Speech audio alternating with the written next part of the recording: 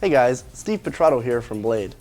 In this video, we're going to cover the pre-flight checklist and getting the 350QX into the air for the first time. Now that we've done our assembly and charging of the main flight battery, we are ready to make sure all the functionality of the 350QX is working properly before we take off. It's important to make sure that your 350QX is communicating with your transmitter before attempting to fly it. First, turn on your transmitter, and then turn on the 350QX while making sure it's on a flat surface. When the 350QX powers up, you will hear the electronic speed controls arm with an ascending tone. The LED status light will indicate whether or not the battery is fully charged with a solid green light. If the light is yellow or red initially, think about charging your battery more before you fly. Next, we will make sure the 350QX obtains GPS by allowing the model to sit on the ground free from overhead obstructions until the status LED turns solid green. Once the light is solid, the 350QX is ready to fly. Before you start the motors and begin your first flight, make sure that all flight modes are activating properly. You can check the flight modes by flipping this switch between the three positions at any time. Green is smart mode, blue is stability mode, and red is agility mode. Now that we've activated each mode successfully, we are ready to fly the 350QX for the first time. Make sure your 350 is facing away from you when you start the motors. This is what determines the safe circle.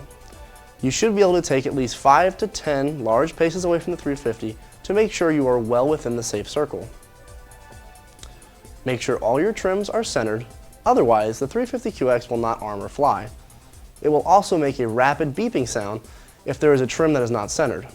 To start the rotors, take your left stick, which is your throttle and yaw, move it full left, then full right, then center fairly quickly at 0 throttle. The 350QX will make the startup sound and the rotors should begin to spin at idle speed. While in smart mode, indicated by a green LED, raise the throttle stick about halfway up. The 350QX will rise into a nice eye-level hover. Here we're going to get comfortable with the controls. Left is left, right is right, forward is away from me, and backwards is towards me. If I move the throttle stick left or right, the 350QX will yaw or spin around. Left is nose left, right is nose right. Remember, in smart mode, the safe circle feature is active, so the 350QX will not get close to me if I'm standing behind it. Be sure to be far enough away when you start, or the 350 may not fly correctly because it's trying to stay away from you. When you're ready to land, bring the 350QX back into a hover and lower the throttle slowly until you touch down. Once you have landed, lower the throttle trim on the DX5E to 0, or hit your throttle cut button if you're using a different Spektrum radio. This will kill the motors, and the 350QX is now safe to handle again. I suggest flying in smart mode until you get comfortable with the 350QX. If you plan to use the 350 as a camera platform, you may find, while in smart mode, the 350QX makes a lot of corrections to stay in position and may make the shot a little jumpy. We suggest using stability or agility modes for the best camera operations. Congratulations! You have just had your first successful flight on the 350QX.